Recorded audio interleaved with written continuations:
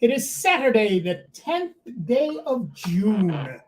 June. Can you believe it? Half over. No kidding. Anno Domini 2023. And you, you lucky people, you're listening to Sound Bytes. I'm Nick Francesco. I'm Dave Enright. And I'm Dennis Wurster. And at 6 minutes after the hour, we will be bringing you news, views, things to choose, not the blues. Get off your shoes. Don't get the blues. Here comes the news. That's right, those. We should say Steve Ray, one step ahead of the law somewhere in the Midwest. Hole in the head gang. And and we have the great Dennis Wurster. Yeah, that's right. I'm great. You're great. And we have him here with us today. Okay, so there was this little thing called the WWDC this week. Oh, yeah. And every time I see that, I know it stands for Worldwide Developer Conference, but I try to say what would, and then I'm lost. Somebody create. Yeah, exactly. I don't know what that's about. Apple's Worldwide Developer Conference, the WWDC, is at least in principle an event about software because it's about developers. Yeah. More specifically, it's an event for people who develop software, and traditionally WWDC is where Apple rolls out new versions of the software powering the iPhone, iPad, Apple Watch, and Macs. Of course, there are also usually a handful of hardware announcements. In hardware, there's the new 15-inch MacBook Air, the Mac Studio is back, the new M2 Ultra system on a chip, and an Apple Silicon-powered Mac Pro. And of course, Apple rolled out its first new hardware platform in a decade, the Vision Pro, a virtual reality headset, which Apple promises is different and better than all the other virtual reality headsets on the market. On the software side, there are new features in the iPhone app. You can leave a message in FaceTime. Messages makes it even more obvious when one of those filthy Android users texts you. And hey, stickers. Yeah, that's what I need. AirDrop gets name drop so you can share your contact info. Wait, that's new? We've always been able to do that on my side. What? Okay, anyway. Yeah. There's a new journal app. The iPhone's keyboard is getting a new update, and Standby turns your iPhone into a display, like Google's Next Hub or Amazon's Echo Show. And you don't have to say, hey, before you invoke Siri anymore, which saves you 1/8 of a second, so good. And, of course, a couple new watch faces. People are already griping that nothing innovative showed up. What do you expect? Yeah, really. For decades now, computer technology has been more evolutionary than revolutionary. True. It's not that everything that could ever be invented has been invented, but that we're in a phase of exploring the ramifications of what's already been invented. Slightly faster chips, slightly bigger laptops, yet one more virtual reality headset, Yada, yada, yada. OS features other systems have had for years. That's okay. It's these years of noodling around that will result in the next big thing, but not until we've got the noodling out of our systems. What will come out of the new Apple Vision Pro headset? Who knows? And why is it Pro? Who knows? But I'm excited to find out. I'm sure that something exciting will come out of it, just as I'm sure that there are people already trying to figure out how to sell their firstborn child to afford one. So our poll of the week at soundbytes.org, that is Bytes with a Y, Francis would like us to remind you, is Apple's WWDC. And your choices are, I must have everything. I'll pick and choose. Kind of underwhelming. Yeah. And I love all these choices. And so far, we have 29 votes. Survey says. Meh is distinctly in the lead with 25 of those 29 votes. And I understand that there are a lot of non-Apple people who could not conceivably care less about this stuff. I still say all these manufacturers have to get off their butt and do something to increase battery life. Right. Yep. And I think that's happening. You know, we're, at least in the Mac world, we're seeing Apple's home-built silicon, first-party chips that Apple themselves are making, have tremendous... The M1, the M2. The M series chips, at least in the laptops, and I'm sitting in front of one that I absolutely adore, that's 2 years old already. I charge this laptop twice a week. Yep. And I use it every single day. But I'm talking about the cell phones. Cell phones, no, because cell phones have a different challenge. Yeah, they have that all the CPU power that they need, right, to run essentially a full-on computer. It's a computer system. in your pocket. And it's also a high-resolution display, so it needs all the video hardware it takes to push all those pixels in full color. Mm-hmm. It also needs the power to run radios. You have to run a Bluetooth radio and a Wi-Fi or the radio. movies. And to play full-on, full-motion video. as well as all of the cell phone antennas that it takes to run a modern cell phone. And that's why I'm saying no, and I've been saying it, I think, for at least 2 or 3 years now. You know, they're so worried about getting it so thin. Oh, it's got to be slim and trim. No, get it a little thicker. The minute you get a phone anyways, you're usually putting a darn case on it to protect it. Yeah. So now it's thicker. Put it a couple more millimeters thicker and put a bigger battery in it. I think it's a reasonable time to at least offer an option and see what the market thinks. To offer an option that says, oh, with this phone, you get an additional 4 hours of battery life or on standby. One of the other challenges cell phones have is that they attempt to compensate for cell phone networks that may not have great coverage. Right. So if you're in an area that has a real weak signal, you're not very close to a tower, your phone will amplify, it will listen harder Right. for Exactly. towers. And that takes more power to do. They're attempting to amplify a very weak signal internally so that they can make use of it. And that takes extra battery too. So if you are in an area that does not have great coverage, you might see that your phone doesn't have the battery life that you might expect or that you might get otherwise if you are closer to a tower. And it's easy to tell because you see how many bars you have. Yep, that's right. If you have few bars, you're using more energy. That's just the way these things work. Simple math. Right. Now, Apple and many companies, in fact, make backpacks, power packs, Sure. right, that you can attach to the back of your phone That's right. and give you extra power. How many of those do they sell? I suspect they sell a great number of them. I think they probably do. And there are first party ones that come from, oh boy, Dave's looking excited. I just saw a new device. Okay. For people that, you're out driving around. What it is, it's maybe about, I'd say 4 by 5. Okay. A little bigger than a Rubik's Cube. And about an inch thick. All right. And what you do is unfold it. Yes. And it's solar panels. Yeah. Oh, yeah. And it's got the connector that you can hook up your phone. Yeah. So as My you're daughter had driving along, it's charging your phone, the cells, and charging your phone. That's really cool. Those are Yeah. very cool. Those are very cool. And you fold when you're done, you just keep rolling it, and it flips, and like an accordion type of thing. Yes. Folds up. And that's strap because on. solar lightweight. panels have gotten more efficient Yeah. as time goes on. That's They right. used to be like 10% efficient, And and it's now they're fast. like 20. It's super fast too. Yeah, Right. yeah, As yeah. far as charging. Now, in any other town other than Rochester where we have clouds all day long, you probably could do really well. Thank you, Canada. Well, yeah, this week it's This Canada. week it's Canada. Oh. Every Most other of the week, yeah, it's just This Rochester. week was It's grim and depressing, right? wicked. Yeah, no, I it mean, was bad news. My kids just, it was rough on them. Just Oh, yeah. the breathing I was wearing a issues. mask Yeah. Oh, when I went a out. lot of folks were. Yep. All over. I know I was, and a lot of other folks too. Matter of fact, I had to go, well, it's not COVID. I go, but no, there's all this smoke in the air. Right. Right.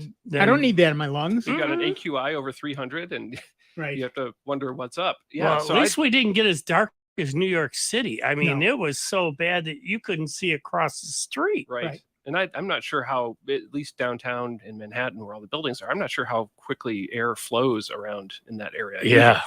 So I hope Yeah. that If it's blown not out. coming down the streets or Yes. across the avenues, Yeah. or rather down Crossbreeze. the avenues and across the I streets, know what you meant.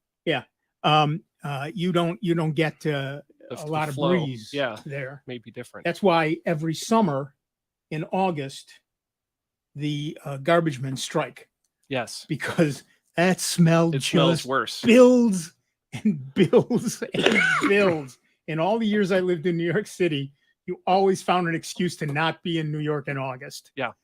Absolutely. They Mhm. no, they know what they're doing. Yeah, exactly. But yeah, Exactly. like you were saying, though, the charging units are getting more efficient and smaller. Right. It's unbelievable. Yeah, it's true. I would say if you are a listener and you're looking for a nice Father's Day gift for your favorite father or person that you are fond of, a battery backup power would be great. Look for something with 10,000 milliamp hours or better. I would say look in the you can get for under $100 a 40,000 milliamp hour battery pack. Yep. That'll help. You can charge your battery several times with that. Charge your phone several times, I should say. And that's a great thing to get. You can charge it up. You can leave it in your bag. And then when you're out and about and you realize, oh my goodness, I left the house, I forgot to charge my phone last night, you plug that in and you're good to go. I have a couple that are little cylinders, Yes. and each one would charge my phone 2 or 3 times. Yes. Right. So I tend to keep them charged, particularly when I'm going to be out all day long for whatever reason. And I haven't needed them yet, but the beauty is I don't worry now. That's right. Yep. Those You usually know, have those Just in case. 18650 cells in them, Yep. and they last a long time between charges. So you can leave one in your glove box or in the bottom of your bag. Yeah, and exactly. when you need it, there it is. Exactly. And yes, you can charge your phone in the car, but if you don't, or if you're out of the car for 6, 7, 8 hours, Yep. and using your phone extensively, it's nice to have that little thing in your bag. Yes. In fact, I think it's in my Or you're on a bike bag right ride, there. or you're on a hike, or what have you. That's, again, if you're on a hike and you're away from cell towers and your phone's been listening hard for the last hour and a half and right. trying to do its best for you, you help it out with a little extra power from a battery bank. All right. Give us a call, 585-966-JAZZ. That's 966-5299, toll free 800-790-0415, just like Jim did from Arundecoit, New York. Hiya, Jim. What's up? Well, I'll tell you what, first of all, I want to thank you very much for last week's program, because I was just about ready to have my laptop fixed when I heard someone talk about a missing mouse pointer. Oh, yeah. Remember that? Okay, well, I spilled a little bit of coffee on my USB port, and I thought maybe that's what happened, but it could have been a coincidence. But anyhow, I couldn't see visibly my mouse pointer on my laptop. And I played around, and I finally figured out that if I put the sensor in one of these auxiliary USB ports, Oh, yeah. that would work. But then what I did is, because I need my thumb drive to transfer from one place to the other, I put my thumb drive in the same unit, and then my mouse quit. So to make a long story short, I finally figured out through all the combinations and permutations that I can do what I need to do with my mouse pointer. But my other laptop, which has now Windows 11, the same thing happened. And I cannot figure out how to get that mouse pointer more visible. And I've looked it up on the internet, and there's all kind of problems that people. This is a known problem. But So Jim, what is the cure? What's the cure? Jim, Yeah. is the mouse pointer invisible or just too small? No, it doesn't show up. I got to use the mouse. I got to use the touchpad, and of course the touchpad drives me nuts. So that when you use the touchpad, you see the mouse pointer. Exactly. And when you use the mouse, it doesn't. Is this the same mouse you're using on both systems? No, Two different mice. Okay. but if you look it up, there's all kind of cures. One of them says you go to settings and you found my mouse and then turn it back on. Well, there's, as near as I can figure out, there's no such thing. But anyway, there's nothing happens with my new laptop with Windows 11. The mouse just does not show up. Interesting. Okay. But the interesting thing is, because like I told you, I've had a lot of experience, like three days. Who's got 3 days to figure out where your mouse is? All right. Question for you, though. Now, this has a little mouse sensor pad built into the keyboard? Yes. A little touchpad. Is there a keyboard combination, in other words, the FN key and another key, to turn that off? What? That's it. I don't know that. I don't know. It would be there would be little icons on these buttons as you look across. Right. And one of them would be for turning off the touchpad. Sometimes they're in blue or Now, whatever where- color the where- FN key is labeled in. And where do I look? The FN keys across the top of the keyboard. Okay. On those, there are also icons. Somebody's please hold. Little pictures. One of them might be a mouse. which would Yeah. turn the mouse on and off. Wait a minute, let me look. Wait, No, let no, us no, no. Hang on, finish, hold up. Jim. Really, we've got other people calling. Yeah, we may so, not be able to do this in real time with you. yeah. So there also might be one that's a little square with a line through it that turns on and off the mouse pad. Okay.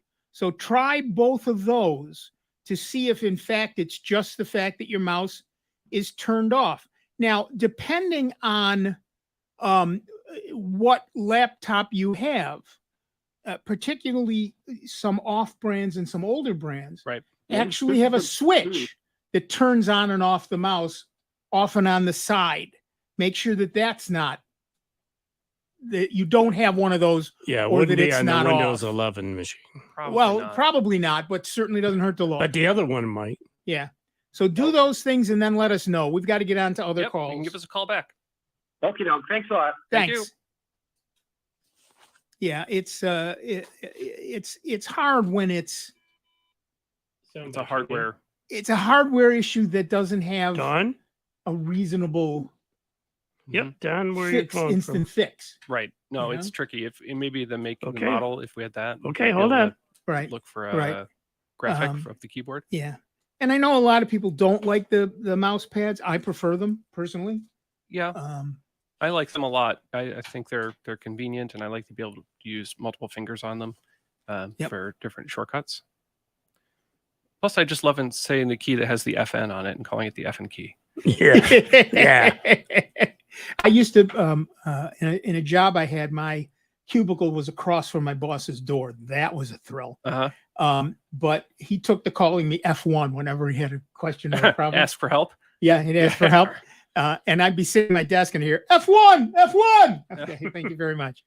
All right, to the phones. Our next caller is Don from Pittsburgh, New York. What's up, Don? Hello, back to one of your favorite subjects, password managers. Okay. Couple basic questions. I'm exploring these, and I think you still highly recommend one called NPass. ENPASS. Oh, it's EN. Okay. Question: do you, in setting one of these up, do you have to put in the password that you are currently using for all of your accounts, and then establish one master password from which all of those accounts are accessed and filled in when needed? Yes. Yes, a Oh, password okay. manager does have to be filled in. That's the point of a password manager. And once you have, look, you've got a lot of passwords. Yeah. Think of it like Hopefully, a. none of them are identical, but in whatever, well, they should be. Ideally. That's how you get hacked. We've said that many times. So what happens is a password manager lets you have massively long, massively complex passwords without you having to do any work. That's the beauty of password managers. And since he's doing this from scratch, one thing I would interject, since, I would go to each of these sites that maybe you've made up the password Yes. and go to the part where you can change the password. With Exactly. NPass set up, have NPass create a new complicated password. And so you would go to say you went to PayPal and you put in you want to change your password. So you'd put in your old password and it asks you for a new one. You would go over to NPass and say, generate me a password. Yep.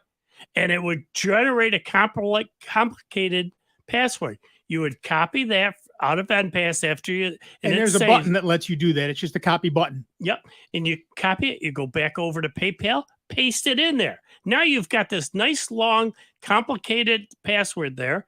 You go back to NPass and say, yep, save this. And you'll do all the labeling and all that type of stuff to fill out the information for that account. So the next time you go to PayPal, all of a sudden NPass will pop up. You just say, yeah, use this for PayPal. It automatically fills it in for you. And it's a nice, long, complicated password that's not going to be compromised. And yes, Don, it does take a lot of work at the beginning. Time, yeah, but I get that. But it means you're now more secure. Oh, tons infinitely more. Infinitely more secure. Right. Okay, let's back up one point. Okay. I've got, say, like 20 different accounts, Mhm. and I do use duplicate passwords. And I have probably about 8 different passwords, all of them rated as quite secure. Mhm. Now, if I okay, one of the approaches, and I understand what you said about having NPass generate new ones, but the other approach, if I chose not to do that, I assume I would need to put in the existing password for each one of those accounts to establish an NPass Yes. master. Is that correct? Yes.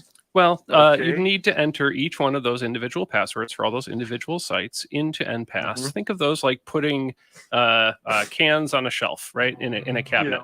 And the master password is the thing that padlocks the cabinet closed, right? So the master password, all it does is unlock and allow you to access all of the contents, all of the individual pieces that live within inside your password vault.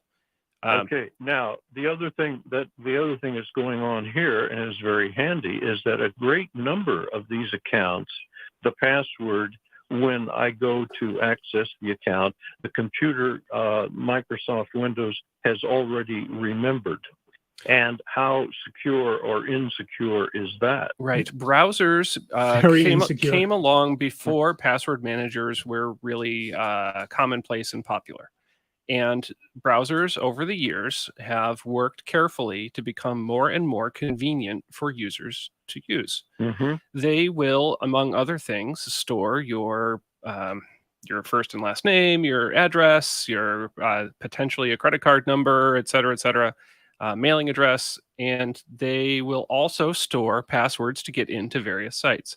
The encryption that they may or may not use, depending upon which browser it is, may not be good enough. One of the advantages to using a password manager is that you can install that same software across multiple machines, and the password vault itself is often stored with the NPass or whatever the manufacturer's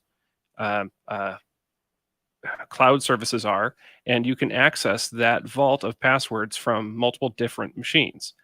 Okay, that's my last final question, and that is transferring.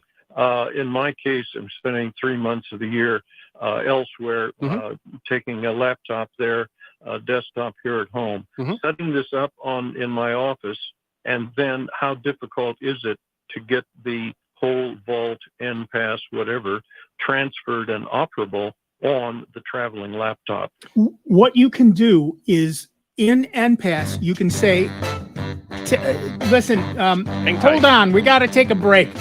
Stay on the line. We'll be back in just a couple of minutes. We'll be back with Dave Enright, Dennis Wurster, me, Nick Francesco, and you. It's 29 minutes after the hour. You're listening to the longest running computer show in the known universe. That would be Sound Bytes right here on the Truly Great, and truly grateful to you that we are solely member supported Jazz 90.1. We will see you on the other side. Computer talk you can understand. More Sound Bites is next on member-supported Jazz 90.1. NBC News Radio, I'm Brad Siegel. The U.S. Department of Defense has promised an additional $2.1 billion in security assistance for Ukraine. The package includes air defense and ammunition capabilities. It comes as Kyiv begins a counteroffensive against the invading Russian troops. San Francisco police say 9 people have been injured in a shooting in the city's Mission District. Police in a statement this morning said the shooting happened at some sort of block party around 9 o'clock Friday night. That's where officers found multiple victims suffering from gunshot wounds. No deaths have been reported. No arrests have been made. Donald Trump expected in Miami federal court Tuesday to face the 37 charges brought forth by the Justice Department. The indictment accuses the former president of putting national security at risk by mishandling classified documents, including sensitive military information and nuclear program secrets. Trump denies the charges and says he's an innocent man. Brad Siegel, NBC News Radio. Did you hear the one about the guy who lost his left arm? He's all right now. This is Sandra Tinglow with the lowdown on science and on, yes, puns. Researchers Shauna Coulson and Elle Severins wondered which side of the brain enjoys a good pun. They recorded the brain activity of volunteers listening to a preponderance of puns, like during branding, cowboys have sore calves. Anything for science. At the same time, the subjects were shown a list of words related to the pun. Words like cow or leg. Get it? Baby cows are calves, and so is a leg muscle. Different words were shown to only the right or left eye. Results? The left brain sparked immediately when the right eye saw cow or leg. The right brain, left eye, only sparked with cow at first. But within a second, both sides of the brain sparked with understanding. So it takes two sides to understand a pun. What does it all mean? I'm still waiting for the full lowdown. No pun intended. The Lowdown on Science is produced by LDOS Media Lab in partnership with the University of California, Irvine Science Communication and 89.3 KPCC, and made possible with the generous support of the Fuse Family Foundation. On the web at LOHDOWNonscience.org. The newly renovated Jazz 90.1 gift shop is open with new and familiar items for you to enjoy and to show for your favorite community jazz station. The shop is easy to find and easy to use. You can purchase Jazz 90.1 baseball caps, coffee mugs, shopping bags, t-shirts, and more. Browse the new Jazz 90.1 gift shop at jazz901.org and click on Support Jazz 90.1. Jazz at the Beach, a free community concert series brought to you by Jazz 90.1 and the Ontario Beach Park Program Committee, returns this year. For more information, including a full series lineup, visit our website at jazz901.org. Jazz at the Beach, brought to you by the Summit Federal Credit Union. As a truck driver, I've learned how important road safety is. I know that large trucks need more time and room to stop. That's why I always hang back and follow other vehicles at a safe distance. Everyone can help keep our roads safe. Next time you're driving, try to remember to always give trucks extra space when you merge in front of them. Let's all plan to share the road safely. Learn how at www.sharetheroadsafely.gov. Did you know that when you make time to talk, read, or sing with your child, you're helping to shape and strengthen their brains for the years to come? As a father, helping my child thrive is the most important thing to me. Each of us has the power to create a strong start for our children and to help them enter school ready to learn and succeed in life, starting from the day they are born. Visit talkingisteaching.org for free tips, resources, and ideas on how to transform everyday moments into magical moments for learning. Jazz 90.1 weather. We should see a mixture of clouds and sunshine here for the Saturday across Rochester, Western New York, and the Finger Lakes. It's not going to be as cool, and it'll be nice to see some blue sky. The high temperature into the mid-70s. Tonight brings patchy clouds and some starlight. Overnight low temperature into the low 50s inland. We should be into the upper 50s close to the Lake Ontario shoreline. Partial sun gives way to increasing clouds on Sunday with some showers developing by Sunday night. Sunday's highs in the upper 70s. I'm meteorologist Josh Nichols for Jazz 90.1. And currently right now we've got a few clouds out there, 72 degrees out at the airport and 77 here at member-supported Jazz 90.1. This is Rob Linton. Join me weekdays from 4 to 6 on member-supported Jazz 90.1. Welcome back, everybody. I'm Nick Francesco. I'm Dave Enright. And I'm Dennis Wurster. And at 35 minutes after the hour, we are Sound Bytes. And we have Don from Pittsford on the line. Still there, Don? Yes, I am. Like the Wichita lineman, I'm still on the line. Still on the line. Great. Now that song's going to be stuck in my head all day. Thank you, Don. One of my favorites. Anyway. Yeah. So you were asking about saving it. Setting it up so you can use it on laptops and somewhere online. Yeah, the difficulty or lack thereof in copying from one computer to another. Right. So the way NPAS works is one of the things you can do is say, I want to save my already encrypted password vault online somewhere. And you can pick the somewhere. It could be Google Drive. It could be iCloud. It could be Microsoft OneDrive. It could be Box. It could be Dropbox. There's 100 of them out there. And you say, I want to save it there. Now you go to another machine, you install NPass there, and you log in with your username and password. And NPass says, oh, you're saving your vault on OneDrive. Okay, I'll just bring it in, and now you can use it here. Yeah. And if I do that. I have it on my desktop, my laptop, my phone, sure, my tablet. So if I make a change or add a password to one of them, it appears on all of them automatically. Okay, that's good news. Yeah. Plus it's safer too, just so you know, Don, because you're saving it up on the cloud. It's encrypted, so if anything ever happened to your computer that it crashed or that, you're not losing everything. It's literally backed up out there on the cloud where it's safe. Right. Okay. And in terms of relative safety, we spoke a little earlier about the browser remembering passwords. Yeah. Is that it? That seems to be a vault or whatever you'd call it for probably about 80% of my accounts. Is to leave or continue and expand that? Is that still fairly safe compared to a password manager? Not nearly as safe as a password manager. Not even close. In addition, almost every browser lets you look at all the passwords. Yes. And so pretty much anybody sitting at your machine would be able to look at all the passwords. That's probably not terribly safe. Okay. All right. And finally, tell me again the spelling of NPass. ENPASS. ENPASS. Okay. And in terms of password managers, do you feel that this is the preferred program, or are some easier to set up from scratch than others? None of them are easy to set up from scratch, Don. You do have to put in all the passwords. And time. That's simply the way that works. Yeah. It's however, time and effort. However, of all of them, this is the one I prefer for the things we've talked about. Saving it online, pre-encrypted, letting it be available on every one of my devices instantly. All of that stuff is the reason I prefer NPass. Did you mention that sometimes these password managers have the ability to import? They do, and I don't honestly know if they can import from Edge or whatever the browser is. What browser are you using?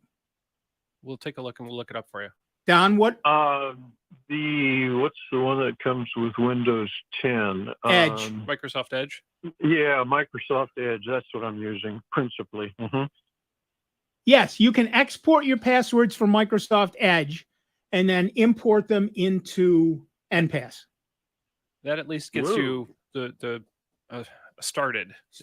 But they're all still, now you've already said that you weak. duplicate passwords and that they're weak. So you do want to change them all at some point, but that gets you started. Okay, well, there are some duplicates, but they're all strong. At least that's the rating that I get. Okay, gentlemen, thank you very much for this information. And again, you're doing an outstanding job. Thank you so much. We like to hear that, Don. Thanks. Okay, Bye-bye. bye. All right, and you too can give us a call, 585-966-JAZZ. It's 966-5299. Toll free 800-790-0415. And if you go to soundbytes.org, that's Bytes with a Y, Francis would like us to remind you, you can see all of the places that you can listen live. You can, of course, hear us on the air. You can listen via the web at jazz901.org.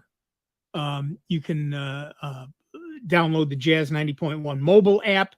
You can listen on your smart speaker. You can watch us on our YouTube channel. You can see us on 50 other things. We're everywhere. We're everywhere. We're everywhere. I would say one additional thing that I thought of with our previous caller is he mentioned a couple of times that the passwords he's currently using were he believes the rating for those was strong. And I say, that's fabulous. It's good that you're using long, complex, difficult to guess passwords. The challenge is that he also said that they're also being reused. And that essentially cancels out the strength part. Exactly. The strength part is it hard to guess, or will it take a computer a long time to programmatically generate that password and attempt it? The reused part is a big gotcha. That means if there is a leak or a data breach in any one of the places where you and not on his machine, but at the other end, right, at his bank or at PayPal or wherever he's using, whichever vendor you're interacting with, or online store or what have you.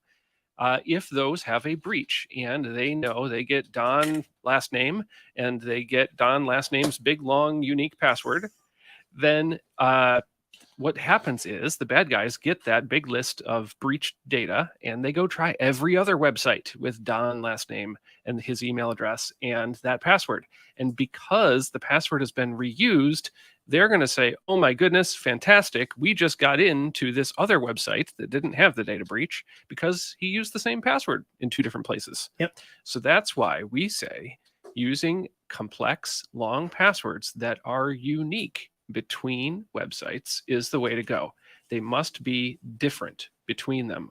That way, when there is a data breach, not if, but when, you are still in control of all of your other accounts. You only have one password to change and you can move on with life. The moment you start reusing passwords between multiple places, your life gets a lot more annoying and a lot less fun. Yep, and they are testing these sites at computer speeds. You can't keep up. Yeah, if you've got the same password on 2 sites, they're both compromised. Done. There's no question about that. Yes. In addition, when we say long, the minimum these days is 17 characters, and really 18 now. Yeah, I have to say. With the click of the generate button in MPass, I create 64 character passwords. Yep. Simple. Upper, lowercase, numbers, symbols, punctuation. Everything. It's all there. It's all there. It does it. I don't even know if I got taken to a back room in the dark and had a bag put over my head and a light bulb, and they took it off and they said they grabbed a piece of rebar and pointed at me and said, "Give me your password for this." I'm sorry, guys. I couldn't do it if I wanted to. Right. I don't know my passwords. I don't know them. I can't help you with that. The other thing is you can, if you're really paranoid, and I am. Hello. You can download and save your vault somewhere else. Yes. So I not only have my vault online, but I also have it on a thumb drive. Sure. So if I really need it, and it is unavailable anywhere else. Right. I've got that thumb drive. Now let's say something. I'm going to go slightly dark, but let's say a horrible accident happens and your wife suddenly needs access to these accounts. What type of approach do you have in place for your wife whom you love dearly? Whom I love dearly. I have put NPass on her machine. Okay. And given her the master password. Very good.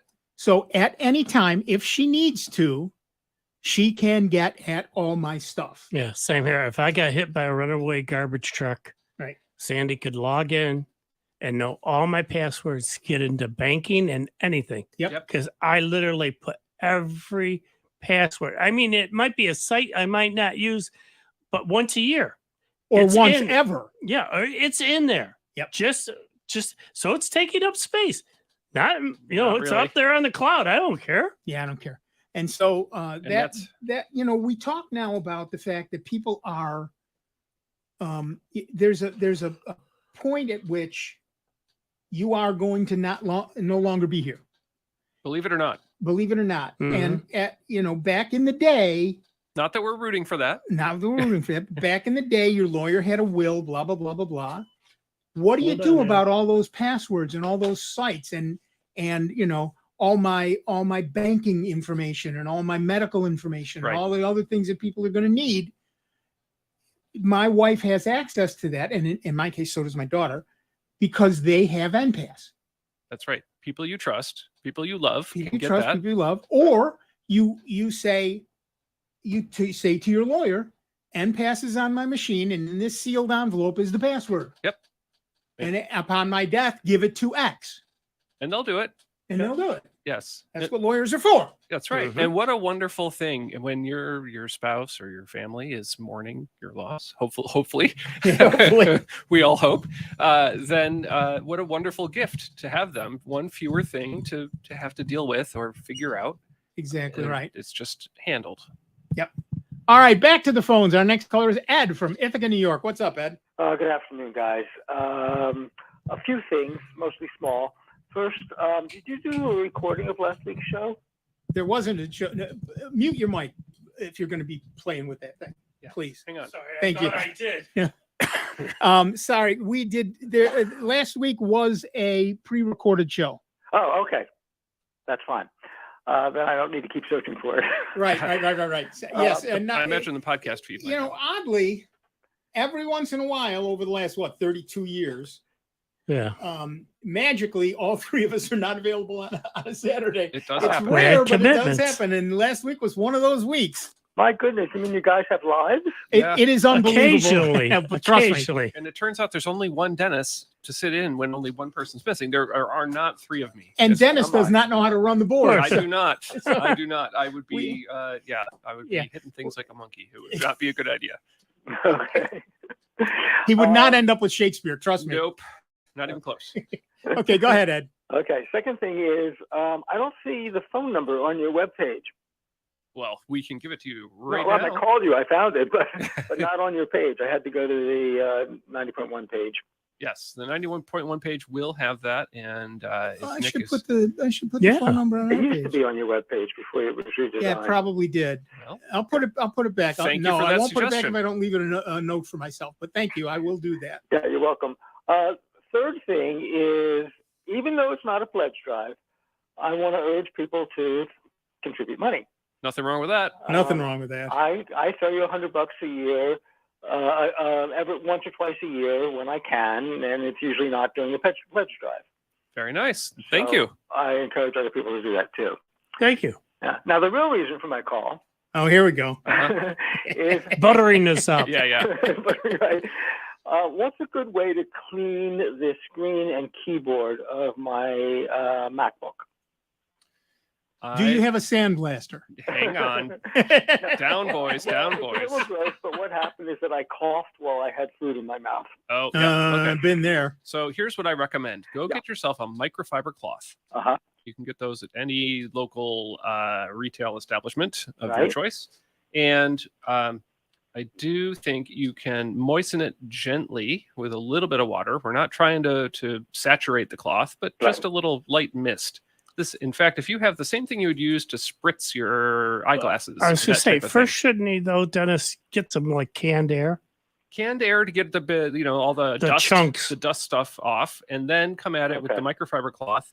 That does a great job on the glass screens that Apple uses. I would say turn the laptop off first, and then go for the keyboard. Mm-hmm. And all the way off. Yes, Not just to sleep. to sleep. Right. Then- One then go other for thing that we used to do is, do you have a shop vac? Just a big one. Yeah. That's good. Oh, okay. All right, I'm waiting to see where you go with this. With the shop vac, usually you have the attachment that has the brush on it. Yeah. So if you put the Oh, brush okay. on there and turn it on and run it across the keyboard, it will suck up, because shop vacs have fantastic sucking power that it will pull stuff out even underneath it. And with the little brush, because it's a round thing, maybe about 2.5 inches in diameter, that brush also helps as you're running it across there to loosen anything up in between the, how the key has that little slot. Sure. Yeah. Yeah, it'll help loosen that up. And with the suction of the shop vacs, that used to pull stuff out like you wouldn't believe. What about static? Static can be an issue. I think static's a bigger issue if you're using a home vacuum that might have a metal tube. But this is plastic. But Yeah. plastic might be better. Right. I would say a shop vac would not be my first choice. I understand that Dave's got his preference. Yep. I can tell you that Amazon does sell what do they call that? They call it display cleaner spray. And usually it's like partially rubbing alcohol, partially reverse osmosis water. And that does a good job of taking the fingerprints and other things off of your screen. That plus the microfiber cloth is what I use day to day at work, where I work. And that works just fine. Also works great on tablets, especially tablets that might be passed around by a whole bunch of people with fingerprints. And it works great on phones too. What I would not recommend expensive. once he does get it clean, you can buy those skins that go over the keys. Yeah, you can. And those are Silicone. so handy for people if they're in the habit, and I recommend it for a lot of folks that'll wind up eating stuff over their keyboard Yes. because of the laptop. You know, it could be just crumbs that are hanging there. All of a Yeah, sudden they get crackers, granola bar. down. Yeah. I mean, you know, stuff does get down there. I mean, we can't help it. You know, you're busy working on your computer, stuff gets in there. And these skins, you can buy them. I saw that one that Steve had, and I wound up getting one for my laptop. Vac first, and I love it because it's very flexible, but it keeps all the junk, dirt, and everything else out from it. Yeah, it's kind of like car mats for your keyboard. Yep. And they stay in place too. They're And they're not terribly expensive. No, I think I paid around $20. Right. And it'll last forever. Yeah. Yeah. So you get a new laptop. All right. So that's what we can recommend there. Yeah. Eyeglass cleaner for the screen. Yeah. That's good too. And maybe not a whole shop vac. And don't spray it on the screen. Spray it on a cloth. Oh, right. Yeah. And a little goes a long way. I would say don't overdo it. You don't want anything that's going to drip or run. Yeah. So just a light spritz. Right. Okay, got it. Very good. Well, thank you so much. Thank you. Bye. Yeah, I clean my my screen fairly regularly. I have had Ed's event happen to me too. Yes. Where you cough while you have a mouthful of food, and it's definitely clean your screen time. Yep. Or a particularly funny joke. Or a particularly funny joke, or exactly. I would say the biggest challenge with liquid or other things is liquids that happen to have sugar in them, whether it's corn syrup or something else. Yep. People come to me and say, "Hey, I spilled some soda," and I say, "By any chance was it diet soda?" Because then maybe it doesn't have corn syrup or sugar in it. Yeah. Right. Because that you can usually clean up, but the sticky stuff might as well be pancake syrup because That's exactly right. It's going to be a problem. That's exactly right. All right, back to the phones. Our next caller is Bill from Greece, New York. Hi, Bill. What's up? Good morning, gentlemen. Hi. I've been a Linux user for a while, and I just saw something about an immutable Linux distribution. Yep. I use Arch Linux right now, which is a rolling release. Would I gain anything by going to a immutable? And what is an immutable Linux distribution? Okay, so here's the deal. This is a great story. Well, let's start off with the word. What does immutable mean? Right. as a Immutable word? means unchangeable. There you go. And what it basically means is that your system is secure from bad guys getting in and changing some of the underlying code. This is essentially what a Chromebook does. A Chromebook is essentially an immutable Linux kernel. It cannot be changed by the user. So that's how you know a Chromebook is secure. Now, the folks at Linux are the people who do the various Linux distribution. Linus Torvalds, who creates the underlying Linux that everybody uses, has said, this is a great idea. We're going to do it too. And so they're putting out an immutable Linux kernel that is unchangeable, except, of course, in certain circumstances. Just like you can update a Chromebook, you will still be able to update Linux, but it's a more involved process, which means that it is much harder for the bad guys to do it. That's an immutable Linux kernel. That also goes along with all the new ways of installing software, Flatpak and Snap and whatever the other one is that people are using, which is up until now, the way Linux worked was the way Windows and the Mac work. You install a piece of software and it just goes into the machine and you're done. With Flatpak or Snap, when you install a piece of software, you actually are installing the environment that software runs in, and it doesn't touch the kernel. So, it's much easier for a programmer to write a program when they control everything. But also, if Dennis and I both write programs, and my program now has the ability to screw up his program accidentally. Right. But if each of us is in our own little container, it doesn't matter how badly I wrote my code, I can't screw up Dennis's program. So we're seeing both of those things, the containerized Linux and the immutable Linux kernel. And I believe it's the next main version of Linux that's going to be immutable, or maybe it's the one after that, and I don't remember at this moment. But that's what that basically means. It is a hardened, unchangeable, immutable, unchangeable kernel. And of course, like I said, it's not entirely unchangeable forever, but the way you change it will be so complex that it involves a couple of steps that you, the user, has to do, right, that it would not be doable by a hacker with a program. Is that clearer? Yeah. Is it something I should run to, or is Well, you're going to get it you know, eventually I'll anyway explain it with either the next update or the one after that, the next major set of updates from both Ubuntu and Fedora, as far as I know. Not Fedora, Red Hat. You As said far he as was I an know. Arch user. Is Arch already doing that? I think Do we Arch know? is already doing that, I Okay. think. And I think that this is a very good thing, because what it means is now these systems are going to be heading toward the security of a Chromebook. You know, you'll still be able to break into an old Linux. You'll still be able to break into Windows. You'll still be able to break into a Mac. But with an immutable Linux kernel, you will find it as difficult to break into Linux as you do to break into Chrome, which so far hasn't been done. And you know the bugs came from Google in that case. They didn't come from some other Right. third-party software Right. that was making Right. problems. Right. And it's much easier for the programmers to fix things. Right, because they know nobody's messing with it. Nobody's messed with it. Right. Okay, thank you very much. Thanks, Bill. I think immutable Linux is coming either next year or the year after. I have 2025 in my head, but Okay. maybe I'm wrong about that. But it's coming, and I personally think it's going to be a very good thing.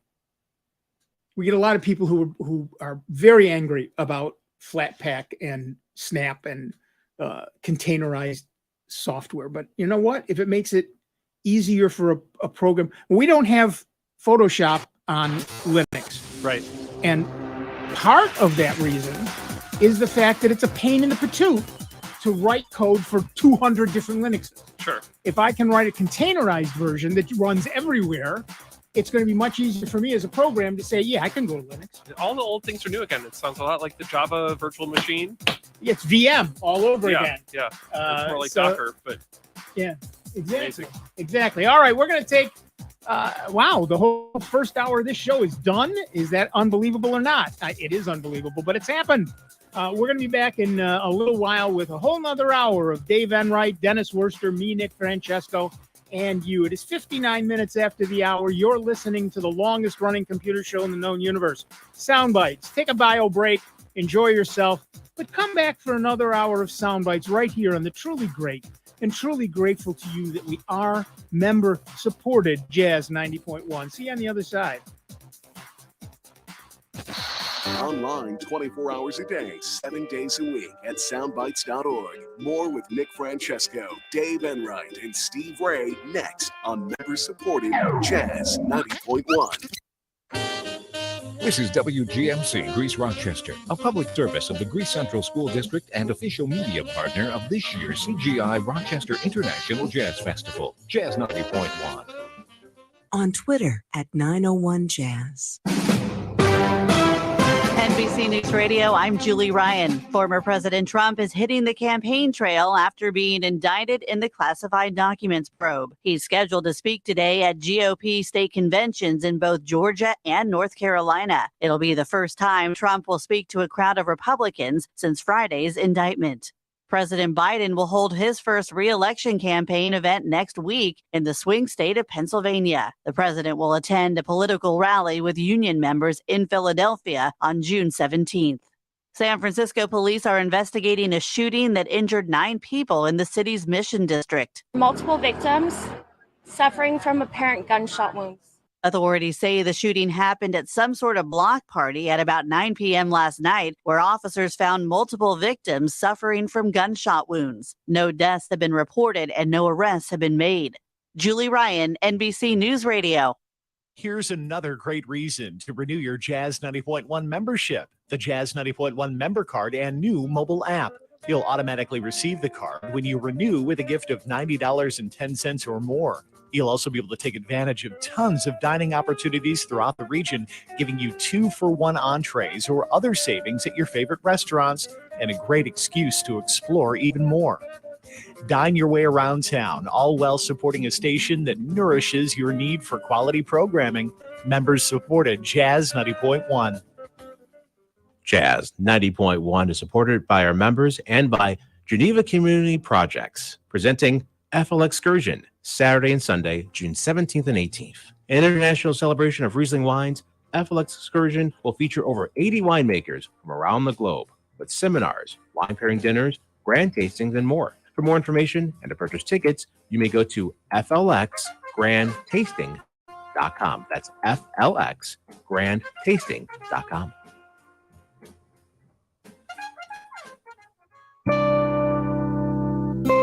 Here's another I Love New York travel tip. On June 10th, the world of horse racing turns its attention to Long Island's Belmont Park for the 155th running of the Belmont Stakes. This $1.5 million, 1.5-mile race for 3-year-olds is the final leg of the Triple Crown and the oldest of thoroughbred racing's Triple Crown events. The action-packed day also features other important races, including the 130th running of the Grade 1 $1 million Hill and Dale Metropolitan Handicap, the Grade 1 $750,000 Resorts World Casino Manhattan, and the Grade 1 $500,000 Ogden Phipps for 4-year-olds and up. For more information on the Belmont Stakes and thoroughbred horse racing across New York State, visit the I Love New York website at iloveny.com. A breathtaking finish. New York State, come be a part of it.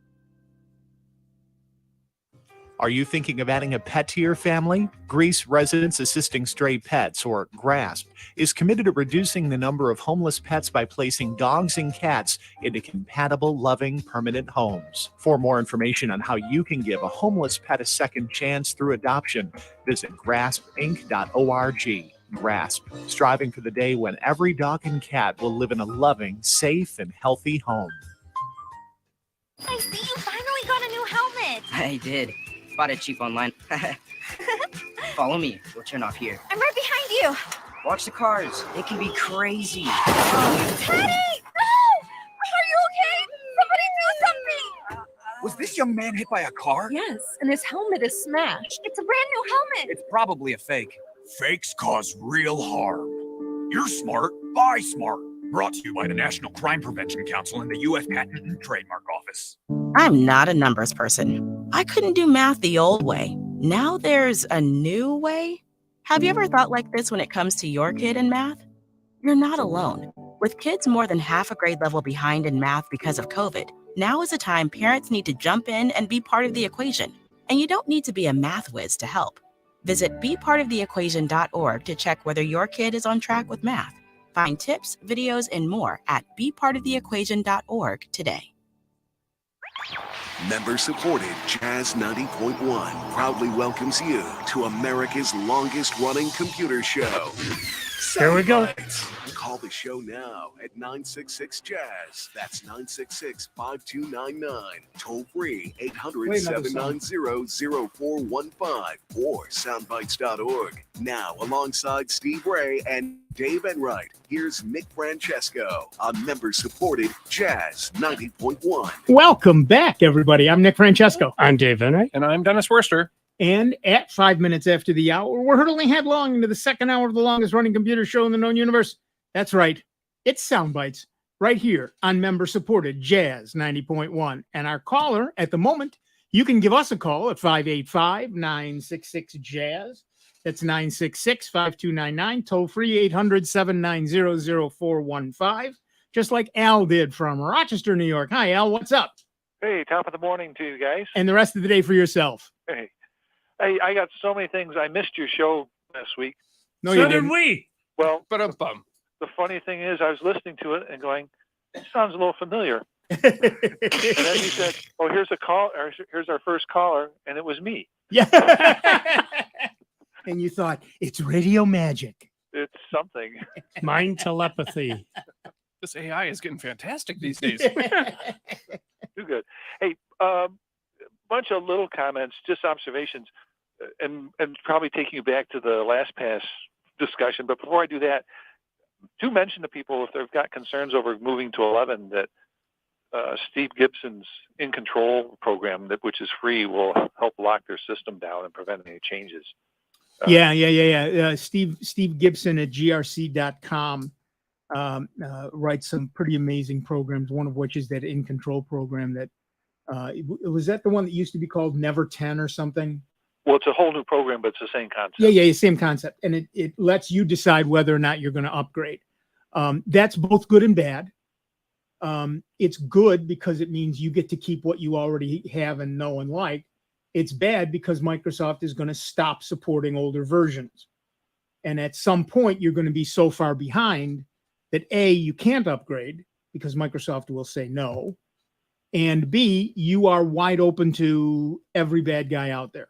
So there's, it's up to you to decide, but make a wise decision. Yeah, it's a double-edged sword. Right. Sure. Well, I'm in the camp of let me make choices about how my life is going to go. And if I shoot myself in the foot, then I'll be the one limping around. It's my own fault. Right. But you're willing to take responsibility for yourself. And I get that. What and a that's concept. good. Yeah. Another topic, you got into a conversation with a gentleman about Revo uninstall. Mm-hmm.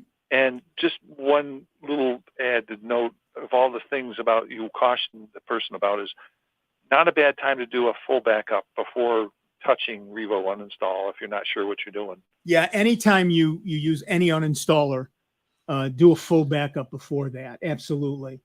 Yeah. Generally, anytime you make that kind of change to your system, any sort of unusual change, back it up. Yep. Now on to password managers. Oh boy. Da-da-da. One of the features, and I am still a LastPass user, I'm still on the fence about whether I'm going to make a change of that. I think I protected myself enough, but LastPass, and I suspect the others, also offers a timeout feature so that if you enable LastPass and then walk away from your computer for 30 minutes, an hour, whatever you set, it will automatically log you out and not leave you up and vulnerable to someone wandering by your PC, which is something people may want to look at. Right. That's absolutely right. So you can open it up and use it. But after X, it will lock itself. Right. And then you'll have to put the password in again, or your fingerprint if it's on your phone or whatever. Yep. And that's a very good feature. I tend to set mine very low. I don't mind typing in my password again. But again, that's personal preference. Sure. And two other thoughts, if this will help attract people to the necessity, but also the convenience of a password manager.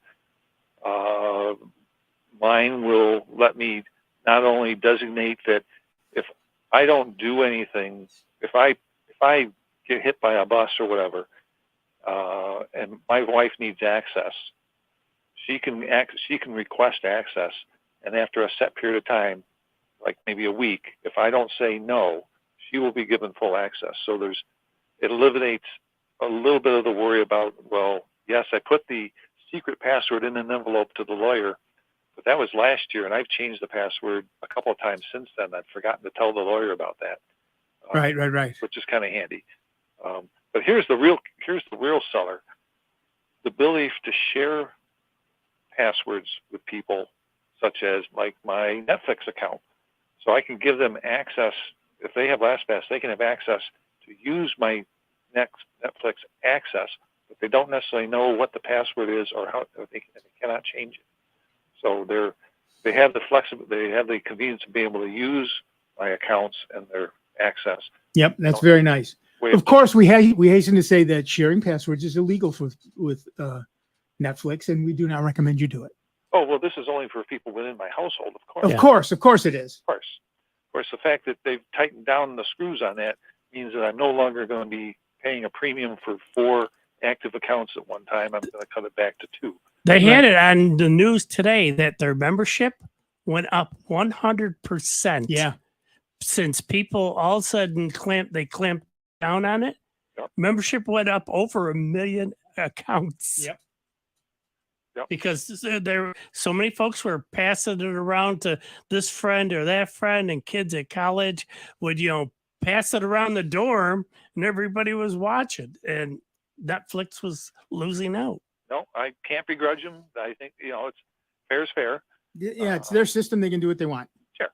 So, Anywho, that's my 3.5 cents. Thank you again for your show. I look forward to it, and I try to listen live, but I do make use of recordings. Good. That's why they're there. Yeah. So thanks. Thanks. Yeah. Thanks, Al. Okay. Thanks for the kind words, Al. Have fun. Take care. Bye-bye. Yeah, everybody was so worried that Netflix was worried that because of tightening down that it was going to lose membership. And it's like, no, it finally made people who really enjoy Netflix that much to sign up for it and increase their membership. That's exactly right. That's great. No, like you say, it's a service and you should pay for it if you want it. That's right. And they have the right to do what they want with their system. If you don't like it, don't use it. Well, that's like we say the same with software, same thing applies. If you're using it in that, pay for it. Right. It helps keep the programs going and alive and other features being added. Yep. No, I absolutely agree. There's no reason not to pay for the software that you're using. I'm sorry, there just isn't. Yep. And we all wish it were different. We'd all love everything to be free all the time forever, but it isn't. Especially the super anti-spyware and the malware Bytes and the AVG, support them. Right. They do a great job of keeping on top of things that are trying to overtake your machine, because the bad guys are out there constantly. It's like a game of leapfrog, trying to get around this barrier so they can jump over that and get in and steal information. That's how they make their money nowadays. Virus writing has just about gone, but the key thing is getting into their machine and stealing passwords, personal information. And you might, like Nick has said countless times, oh, I don't have anything worth stealing. Just your identity. That's a gold mine. Yep. If they can steal your information, they can open credit cards, store accounts, and everything else. So just don't think, I've got nothing. Yeah, you do. You've got your ID, and that's worth protecting. Yep.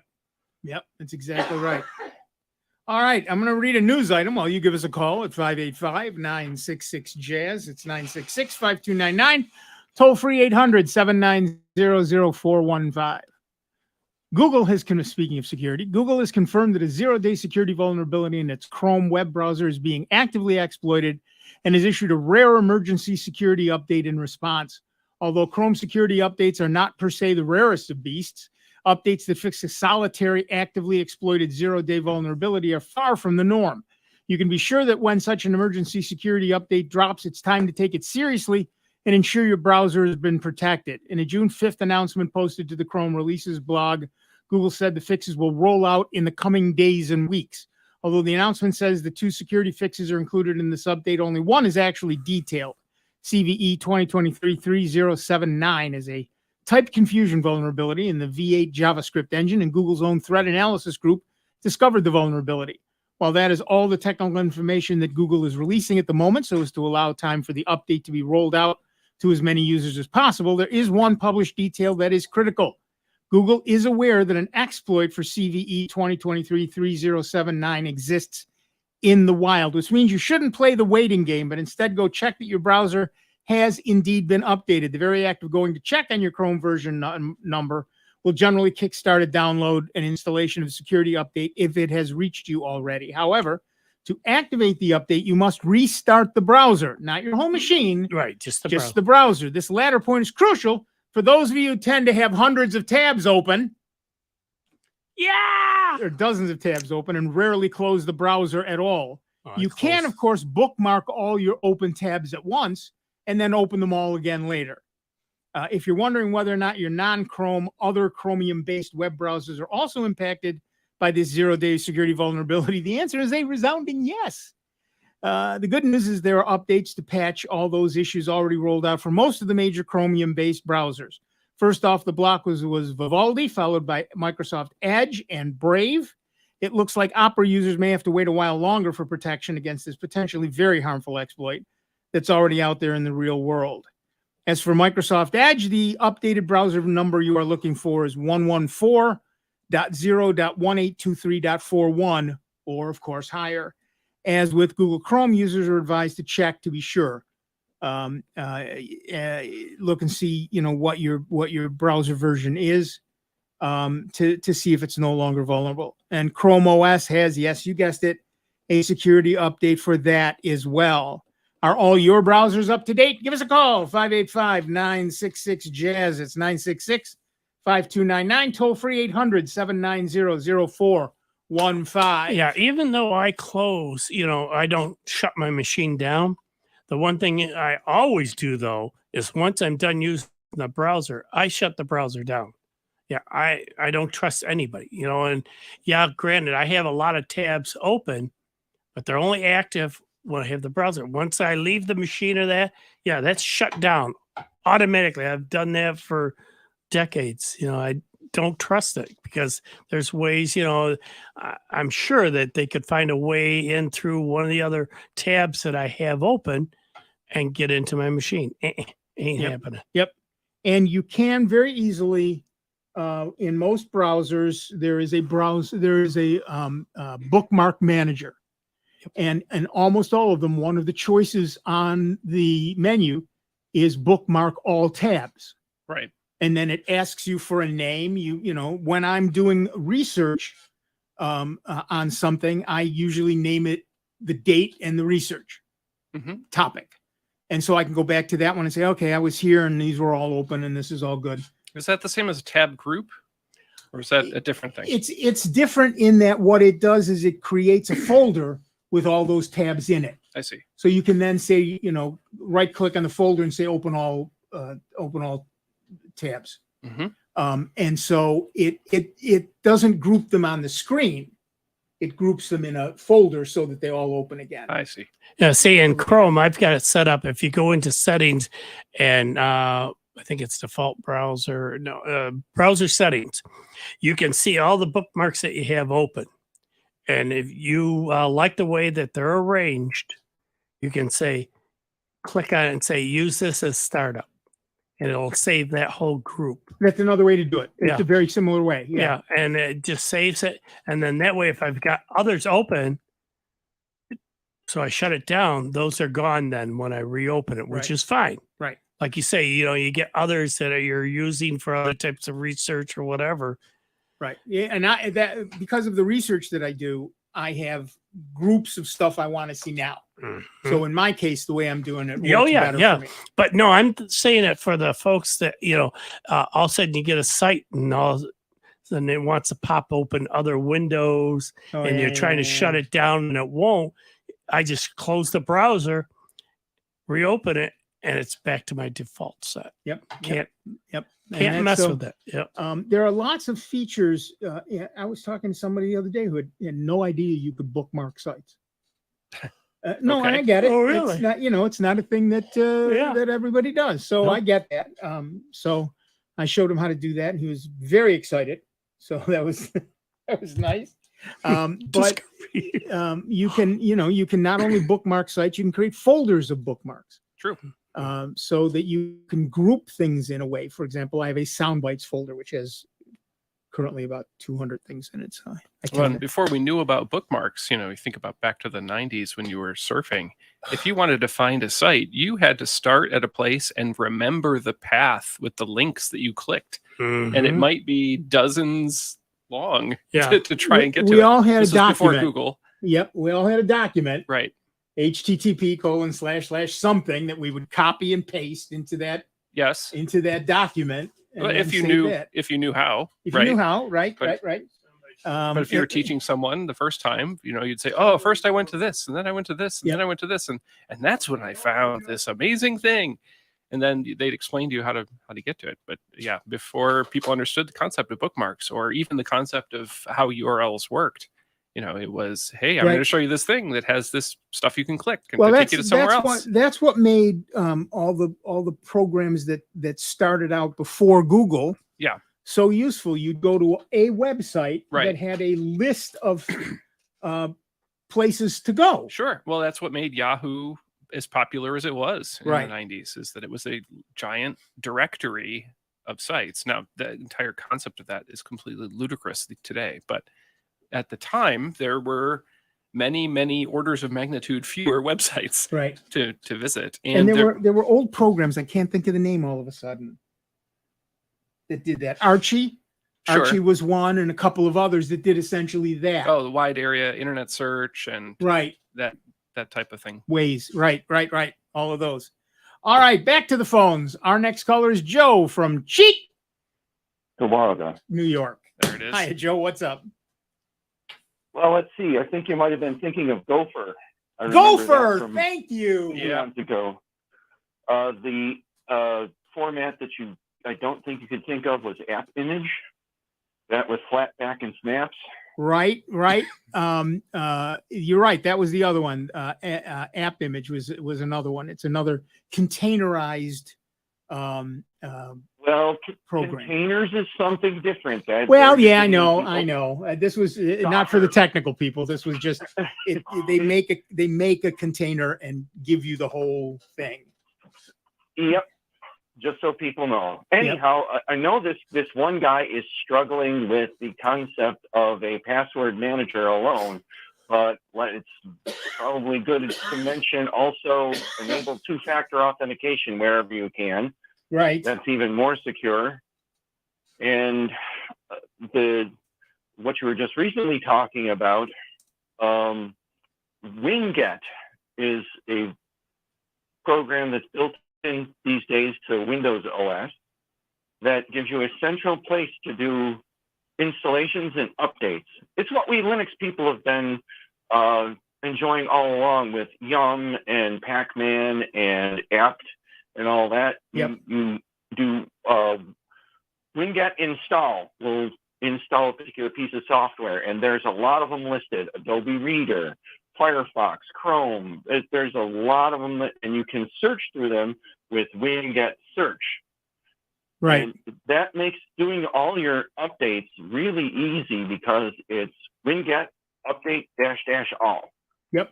And then you can get your system up to date as far as the add-on software, and then you go into the system updates and you can update your OS itself. Yep. And Winget is a free and open source package manager for both Windows 10 and Windows 11. It's a command line utility, which scares some people. But what it does is it lets you install or remove or configure, upgrade, whatever applications. So, for example, if you want a package manager, you can say Winget, I believe it's search. Passwords. Winget search. And then it'll show you a list of them. And you say, oh, there's NPAS. I like NPAS. Or whichever one you like, whatever, I don't care.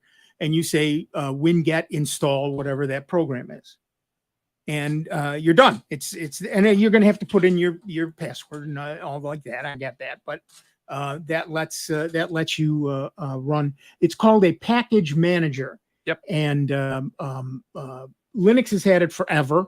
Macs have it. Yeah, we have it with Homebrew. I think is the most common one, Yep. and I think there's a couple of others, but.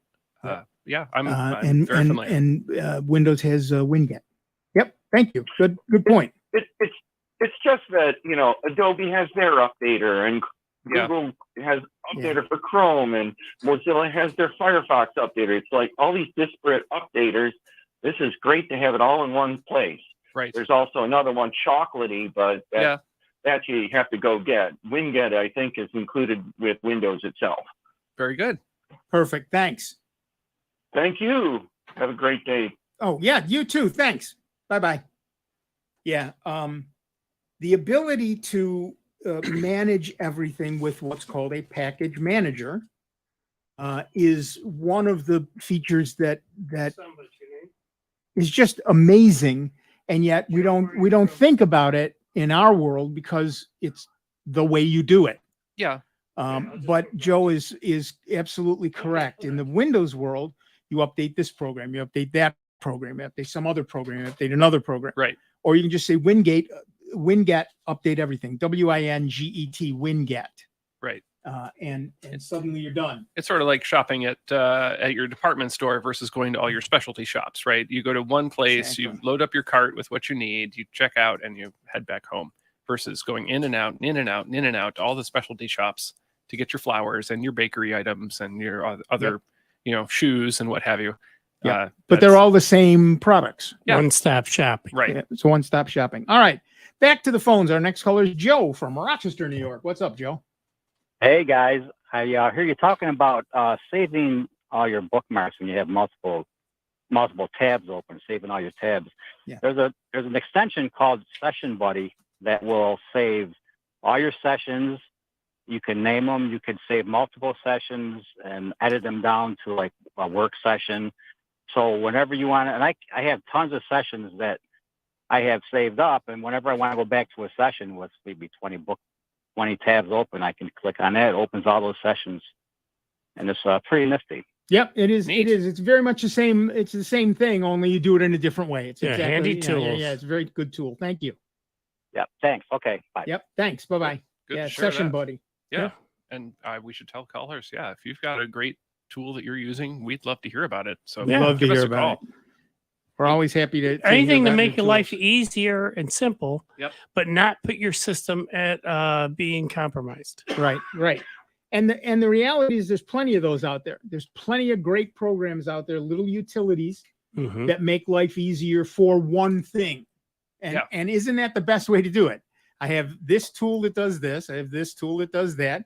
You don't use a hammer to screw in screws. Nope. You don't use a screwdriver to drive nails, generally. Right.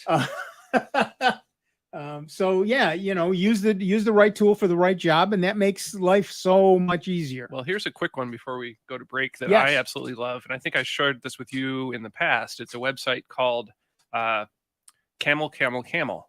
And you can use that when you go shopping at Amazon. You take the URL for the item that you want to buy. And let's say you want to know some details about it, some stuff that Amazon typically wouldn't tell you. Like, what's the price history on this? Is this the best price that it has ever gone to? Or has it actually gone up recently? And maybe I need to wait for a sale. And if you've got stuff that you've been meaning to buy, but you're not in a big hurry, and if you found a great price, you'd jump on it, but you wonder what's up. Pasting a link into Camel. I don't know why it's called this, but that's the name they chose. We're at the point where all the good names are taken. Yeah. DNS. It's all DNS's fault as usual. Right. So Camel will give you some details and some history on the pricing at Amazon, but and that would be great by itself, but it will also alert you if a price goes below a certain amount, and you can pick whatever that threshold is, and it will just send you an email and say, hey, this thing you wanted to buy, it's $10 cheaper than it was last time we checked. Nice. All right, we're going to take a quick break. Back in just a couple of minutes with Dave Enright, Dennis Wurster, me, Nick Francesco, and you. It is 29 minutes after the hour. You're listening to Sound Bytes right here on member-supported Jazz 90.1. We will see you in just a few minutes. It's America's longest-running computer show. Back to more Sound Bites with Nick, Dave, and Steve. Next on member-supported Jazz 90.1. NBC News Radio, I'm Julie Ryan. Former President Trump is hitting the campaign trail after being indicted in the classified documents probe. He's scheduled to speak today at GOP state conventions in both Georgia and North Carolina. It'll be the first time Trump will speak to a crowd of Republicans since Friday's indictment. President Biden will hold his first re-election campaign event next week in the swing state of Pennsylvania. The president will attend a political rally with union members in Philadelphia on June 17th. San Francisco police are investigating a shooting that injured 9 people in the city's Mission District. Multiple victims suffering from apparent gunshot wounds. Authorities say the shooting happened at some sort of block party at about 9 p.m. last night, where officers found multiple victims suffering from gunshot wounds. No deaths have been reported and no arrests have been made. Julie Ryan, NBC News Radio. Once included in lawn mixes as a nurse crop, then considered a weed, clover is now being considered as a low-maintenance lawn grass alternative. Hi, I'm Melinda Myers, horticulturist and gardening expert. If you've ever tried to rid your lawn of clover, you know it's a persistent plant. Like other legumes, clover is able to capture nitrogen from the atmosphere and move it into the soil, making it available for plants to use. The deep roots make it drought tolerant, and female dog urine won't discolor it. Clover attracts honeybees, bumblebees, and other beneficial insects. This is great for our gardens, but may not be good for barefoot kids running through the lawn. Plus, it's not as tolerant of heavy foot traffic as lawn grass. Before converting your lawn to low-maintenance clover, start with a small patch where lower maintenance is needed, and increased bee activity will be appreciated. Check out our website for this and other gardening tips. 90.1 is supported in part by Summit Responsible Solutions, a manufacturer of organic, all-natural mosquito control products under the Mosquito Dunks brand name. Mosquito Dunks can be used in ponds, bird baths, rain barrels, or wherever water collects. Non-toxic to people, pets, fish, birds, and other wildlife, Mosquito Dunks are available at local and national garden centers everywhere. Information on how to control mosquitoes can be found at summitresponsiblesolutions.com. Jazz 90.1 is supported in part by Wild Valley Farms, which make organic, all-natural, sustainable wool pellets for the moisture-holding ability of soil. Wool pellets are made from 100% raw wool and can be added to the soil of indoor and outdoor plants for water retention. Wild Valley Farms wool pellets are available online at wildvalleyfarms.com. More information on the benefits and how to use wool pellets can be found at wildvalleyfarms.com. Unused prescription opioid pain medicines can spell trouble. They can spell risk if taken by someone they weren't prescribed for, harm if accidentally taken by a child or pet, or overdose if they're not used as directed. Safely dispose of opioids before they can hurt your family. Find a drug take-back option such as medicine drop boxes. You may find these in your community at local pharmacies or police stations. Visit www.fda.gov/drug disposal. And now your Jazz 90.1 weather. We should see a mixture of clouds and sunshine here for the Saturday across Rochester, Western New York, and the Finger Lakes. It's not going to be as cool, and it'll be nice to see some blue sky. The high temperature into the mid-70s. Tonight brings patchy clouds and some starlight. The overnight low temperature into the low 50s inland. We should be into the upper 50s close to the Lake Ontario shoreline. Partial sun gives way to increasing clouds on Sunday with some showers developing by Sunday night. Sunday's highs in the upper 70s. I'm meteorologist Josh Nichols for Jazz 90.1.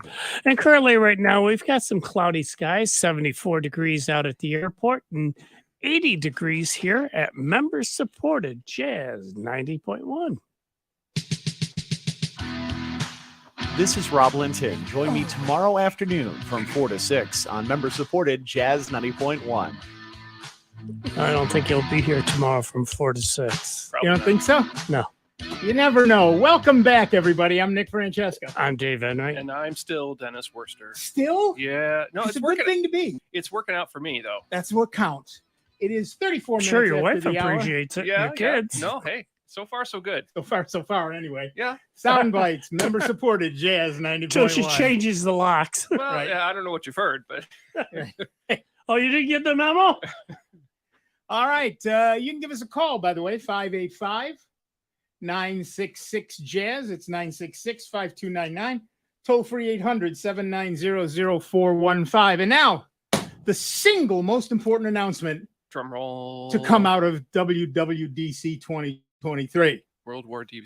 Wait, no, that can't be right. That can't be right. For iPhone users, Yes, yes. texting curse words Uh-huh. hasn't traditionally been an easy task, Yes, go on. with duck being the stand-in for many people's favorite F word. Maybe. But Apple announced at the Worldwide Developers Conference this week, drum roll, that the G-rated autocorrection will come to an end with its newest update.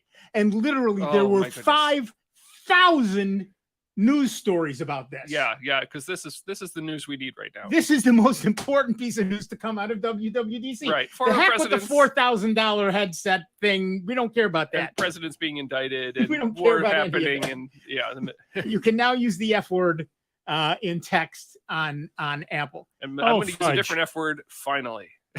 This, if Finally. if you believe the number of news stories about it, is the single most important announcement from this year's WWDC. That change will happen in the upcoming iOS 17 and can't come fast enough for some of us. Oh my goodness! Which Please, is set give me the to- beta. Where's the beta? Where's the beta? I gotta have this. Be a beta tester. Which is set to debut sometime this autumn. The new autocorrect system will improve the experience every time you type with a state-of-the-art machine learning system that now includes a transformer language model. So theoretically, at least, now an iPhone will learn whether or not you're a sweary person and let you be. Right. Okay. Yeah, and for some people, it'll just start converting everything into cursive. Right. It goes too far. iPhone's autocorrect function has left Mom, some what are you users. saying? Right. Calm down. Right. iPhone's autocorrect function has left some users frustrated, spawning an ongoing series of damn autocorrect jokes around the world on virtually every social medium. It's even led to a dedicated Reddit page. True. Reddit is a whole other problem right now, but that's a separate story. Yeah. The new update will also allow users to revert back to the word they originally spelled out when autocorrect seems to think that they spelled something wrong just by tapping on the word in question. Predictive text will now also allow users to finish words and sentences by clicking on the space bar.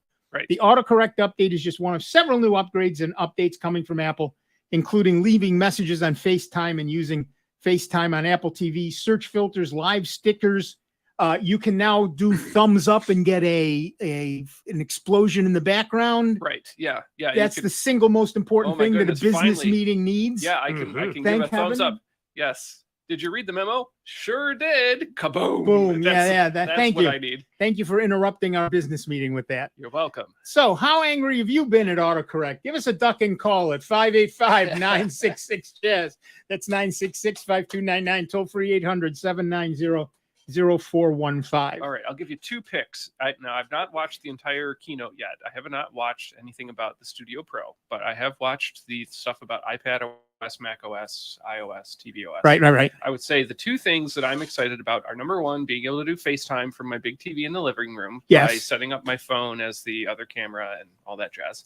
Second item will be finally getting Snoopy and Woodstock as a first party watch face on my watch. Those are the two things I'm looking forward to. Everything else is gravy. Those are the two things I'm hoping for. And of course, the autocorrect. Well, yes. That goes without saying. Well, it's obvious. Yeah. Look, there were a lot of really important things done at WWDC. Yes. But what people love are the little embellishments, the little Phillips that the nuances that get out there. That's what makes these operating systems fun. That's right. Apple has a whole phrase for this. They call it surprise and delight. Yeah. And that's what they want to say. They want to get people to see that, oh, hey, that's cute.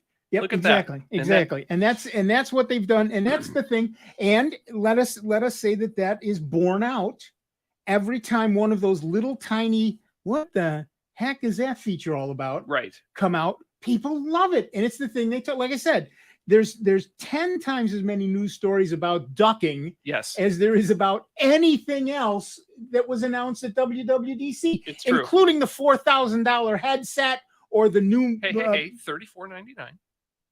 Excuse me. All right. $3,500 Yeah, headset. let's be I accurate. beg your pardon. I apologize. That's all right. I know you didn't mean it. You can buy two then. Yeah. I can buy two now. No, how many? One for each eye. How many Meta Quest 2s can you buy for that price? Like 10?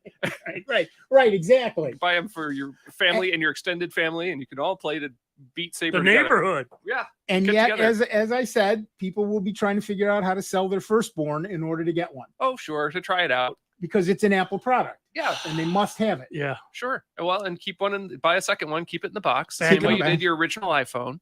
That's I'm right. Still waiting to see. I like I said, I have not seen the demos of it yet. I'm I'm cautiously optimistic. I want to believe that if anybody's going to get this right, Apple, all right, step 0, they have all the money. Well, yes. Like, I don't mean they have a lot of money. I mean, they have all the money. They have all the money. So if anybody has been studying or finding the right people to study these things and to make a product and try stuff out and just think about the problem and how to solve them, I imagine it's this company. If there's a company that cares about how to interact with technology, Apple's got a pretty strong following, which admittedly they borrowed heavily from Xerox PARC in the 1970s and, borrowed, and 80s. Yes. So they care about this sort of thing. They also care about security. They're really big on that right now. So I want to believe that with all these things, and if this was a type of technology interaction that could be molded to help people or to do things in a better way, then they're likely to figure it out. That's what I want to believe. Yep. Now, admittedly, this is a first generation product. So in much like the first generation iPhone that did not have copy and paste, I'm ready to believe that there are going to be a lot of limitations about this. And while I am excited, I was also excited about the Apple Newton in the 90s, which had its own collection. I love the whole idea of the Apple Newton. The Newton was a fantastic thing. It was just about 10 years ahead of its time. Yep. And that's the thing about Apple. For everybody who voted in the poll at soundbytes.org and voted meh, what you have to understand is in many cases, Apple comes out with something that isn't quite there yet, but shows the possibility. And to be honest, lots of other people jump on the bandwagon. Yeah. Apple came out with the M1 chip. True. And it was a huge leap forward. Yes. And then in performance per watt. Yeah. And performance per watt. And then Google followed with the Tensor chip. Yeah. And it improved the abilities of a phone on the Android side as much as it did on the Apple side. And I think we're going to see the same thing with the Vision Pro. I think we've seen the same thing with a dozen different products that Apple has come out with. Their first version, look, it's just the same with Google and it's just the same with Microsoft. Version 1 sucks. You got to start somewhere. Done. We all know that. Get it out. Version 1 sucks. Get it out, then fix it. Get it out and let people play with it because you don't know what they're going to do with it. People know what they're going to do with it. That's so right. You get it out there in the public. Version 1 ain't great. And then version 2 comes out and it's better. But part of that is they've seen what people do with it. Hey, this Wurster guy created this great game. It doesn't work well because we don't have this. Right. Let's add this. Oh, we could do that. Lots of people want that. Yeah. So let's add this. Yeah. Version 2 gets this. Right. And the next it gets better. And version 2 is better. It also inspires other companies. I don't know for sure if there would have been a Palm and a Palm Pilot and a Palm 5 and a Palm 3 or Palm Pre or what have you without there have been a Newton. Yep. And when you think about a Newton was however many hundreds of dollars it was. Yep. And it had literal handwriting recognition in the 90s. It had a capacitive touchscreen. It had side-loaded apps. It had the ability to connect it to telephone networks and put a modem on it to send faxes. It had infrared. What we used before Wi-Fi, kids, was infrared point-to-point to move data from one device to another or to synchronize your contacts from one device to another. Palm kind of took that and figured out, well, let's do 1/3 of all of this, but let's do it 10 times cheaper. And then let's put it in people's hands and see what happens. And what happened was before cell phones got those pieces integrated, that was the weapon of choice for businesses everywhere who wanted to have notes and contacts and all of the other things in a handheld device that had a battery that lasted for a week and was very, very helpful. Well, and the thing about Palm was they looked at what the Newton had done and said, these are the things people use most. Right. 90% of the people use 60% of the product. Yeah.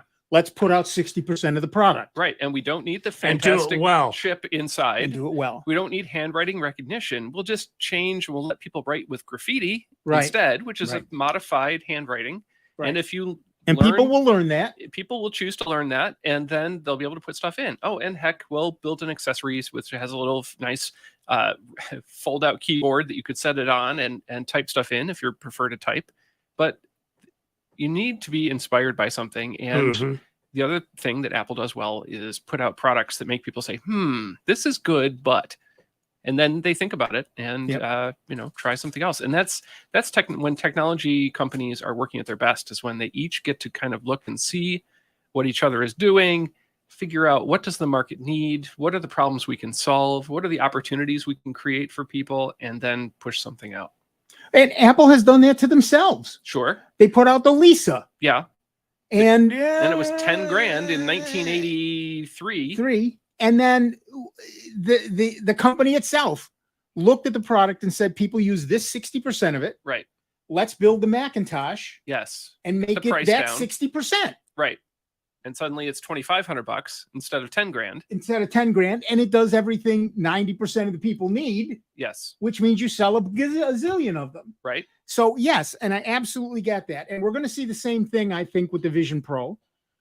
I don't know how useful it's going to be in the real world, but for gaming and that stuff, the metaverse. I'm still waiting to see what the killer app is, right? So we use this phrase in the tech industry called the killer app. And the killer app is, oh, I want to do this amazing thing. Oh, this is the product I need in order to do that. Okay, fine. I will go buy that product. So the killer app in the 80s was desktop publishing, right? If you wanted to lay out newsletters, if you didn't want to have a post board, if you didn't want to set linotype, you would go and get yourself a Mac and a laser printer, and suddenly you had a publishing business, and you could make flyers like a copy shop and do it all from your The original your killer table. app was VisiCalc. Yes, that's right. If you needed a computer to do lots and lots of calculations for you, you didn't want to sit there with a calculator and do them by hand, you could develop something called a spreadsheet and develop the math that happens based on the inputs you provide over here, and it does all the math and can help you make projections. I cannot and tell it you can how also many, craft it for you. That's right. I cannot tell you how many Apple IIs I sold with VisiCalc. People would come into the store and say, "I need VisiCalc." That's all. They don't even care what it runs on. Right. I could have handed them a duck and said, "This runs VisiCalc. Give me the duck." Yes, quack, quack. Let's go. Quack, quack. Let's go. Where's the duck food? That's all they cared about was VisiCalc.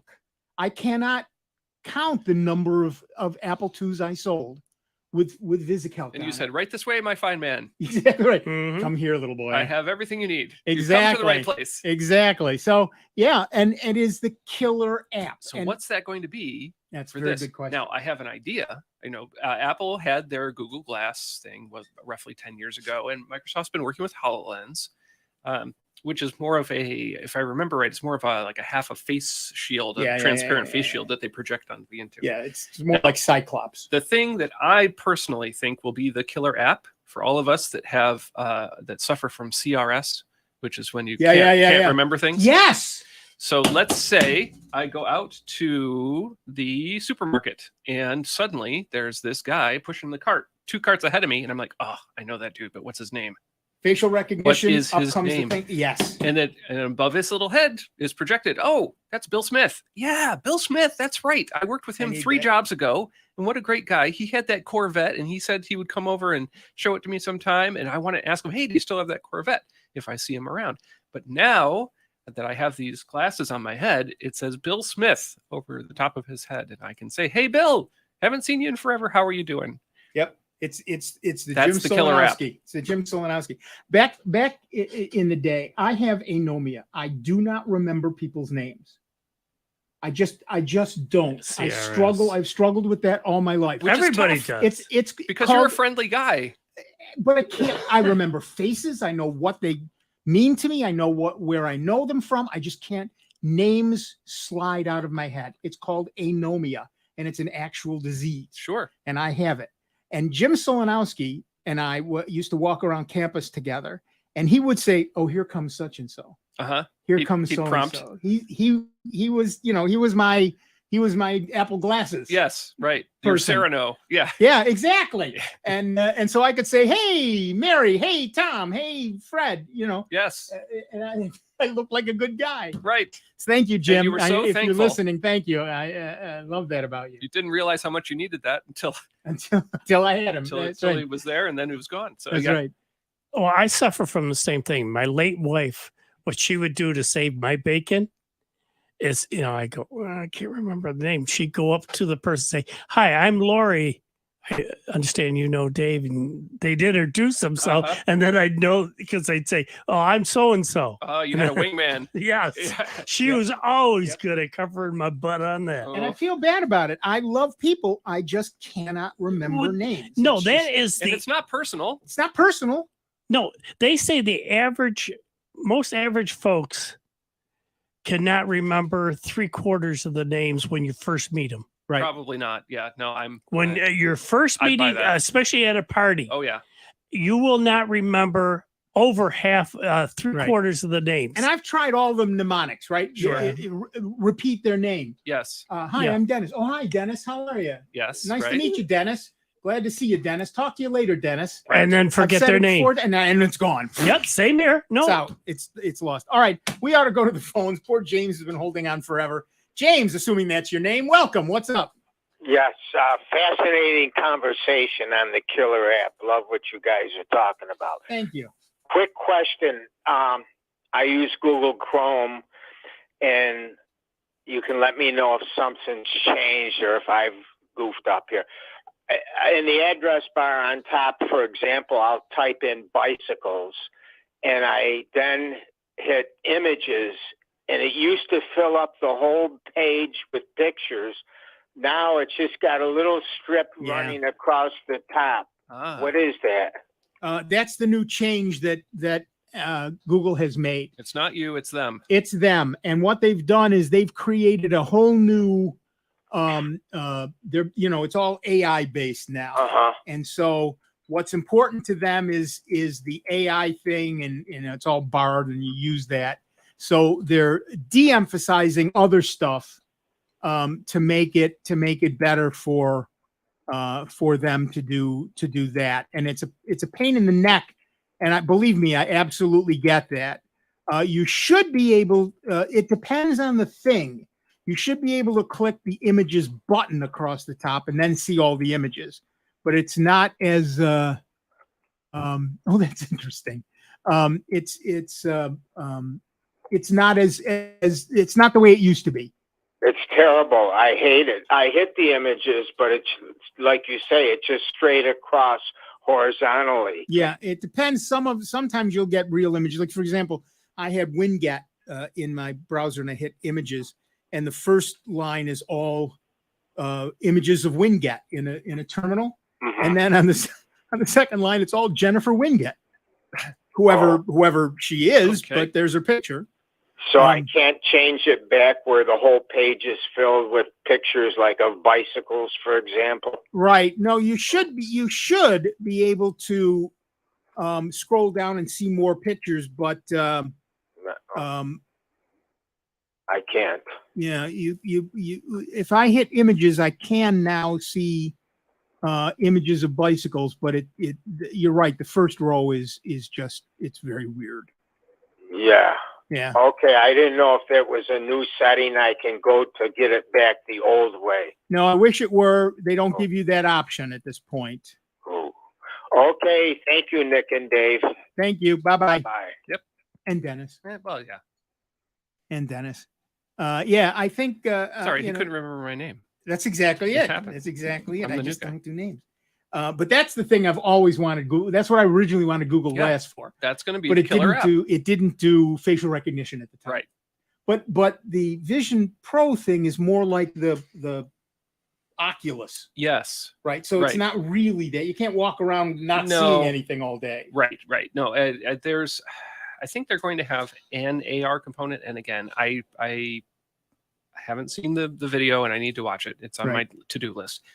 But I'm hoping that at some point when we get, and it may be a version 3, version 4 thing, that we end up with either something I can clip to my existing glasses Right. And maybe with some type of coating on one side or both sides that it will put up A heads-up display? I don't even mind if contextual it- information that would be helpful. Right. And I don't even mind if I then have to have an earpiece. Well, I can't because I have hearing aids. But Sure.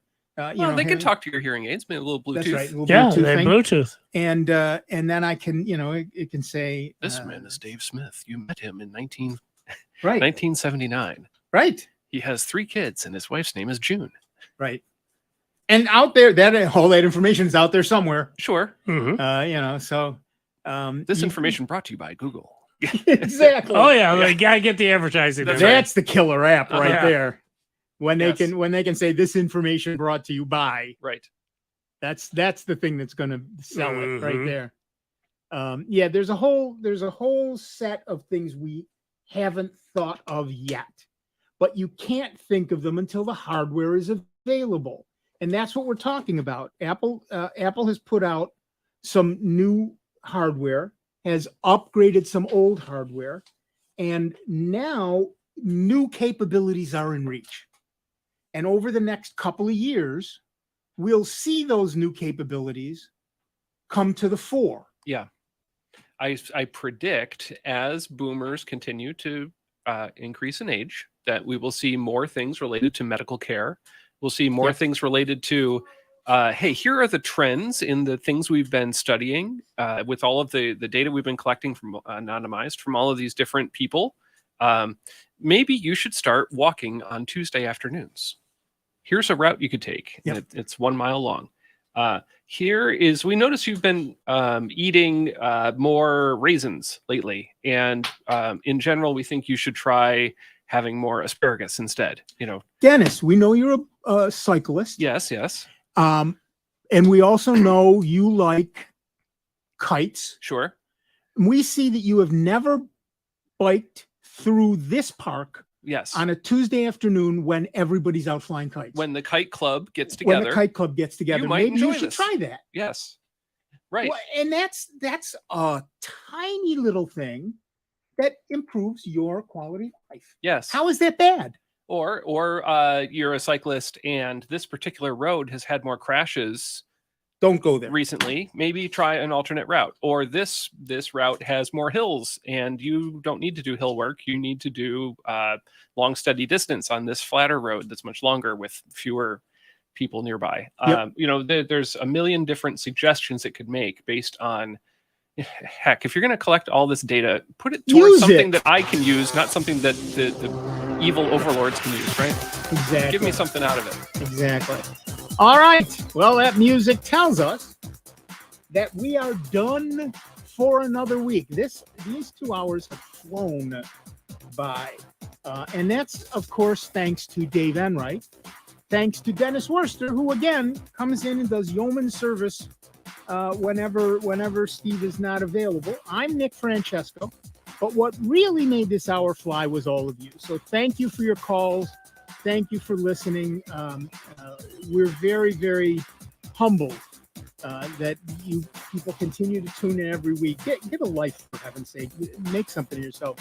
However, for those of you who don't, we'll be back next week with a whole lot more of the longest running computer show in the known universe.